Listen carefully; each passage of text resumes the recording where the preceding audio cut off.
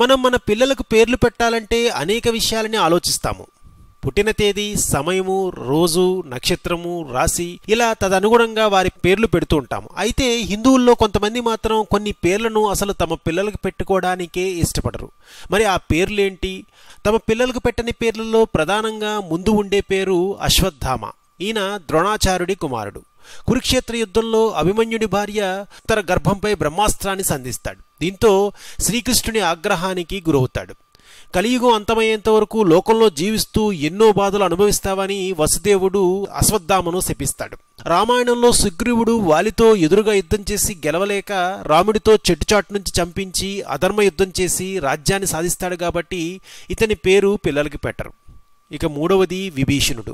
ఈయన స్వతహాగా మంచివాడే కానీ సొంత అన్న అయిన రావణునికి వ్యతిరేకంగా వెళ్లి రాముడితో చేతులు కలుపుతాడు. అన్న ఎలాంటి వాడైనా కూడా అన్నను మోసం చేసి రాముడితో కలవడం వల్ల ఇతని పేరును కూడా ఎవరూ పెట్టుకోరు. ఇక నాలుగవది శకుని. శకుని పేరు పెట్టుకోవడానికి ఏ ఒక్క హిందువు ఇష్టపడరు. ఎందుకంటే ఇతను తన మాయాపాచికలతో జూదంలో పాండవులను ఓడించి కౌరవుల వెంట ఉండి వారి వినాశనానికి కారణభూతుడిగా నిలుస్తాడు. ఇక ఐదవది దుర్యోధనుడు. ఇతని మోసాల వలన పాండవులు అడవులు పాలవుతారు, రాజ్యాన్ని కూడా కోల్పోతారు. బహు మోసకారి, అందుకే ఈయన పేరును ఎవరూ పెట్టుకోరు. ఇక ఆరవది ద్రౌపది. ఈమె పంచపాండవులకు భార్య. 5 భర్తలకు భార్య కావడంతో హిందువులు తమ పిల్లలకు ఈ పేరును పెట్టుకోరు. ఇక ఏడవది మండోదరి.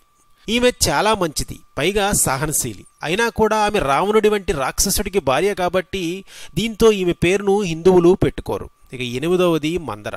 ఈమె బుద్ధి చెడు కోరుతుంది. ఈమె కైకేయికి లేనిపోనివి ఎక్కించి రాముడు అడవులకు వెళ్ళడానికి కారణమైంది. అందుకే ఈమె పేరును కూడా ఎవరూ పెట్టుకోరు. ఇక చివరిదైన కైకేయి. ఈమె రాముడు అడవులకు వెళ్ళడానికి కారణభూతురాలు. అందుకని ఎవరూ కూడా ఈమె పేరును కూడా పెట్టుకోరు. ఈ విధంగా పురాణాలలో ఆయా పాత్రల్లో ఉన్న కొంతమంది పేర్లను హిందువులు తమ పిల్లలకు పెట్టుకోవడానికి ఇష్టపడరన్నమాట. మరిన్ని ఆసక్తికర విశేషాల కోసం ప్లీజ్ సబ్స్క్రైబ్ టు రెక్ టీవీ మిస్టరీ.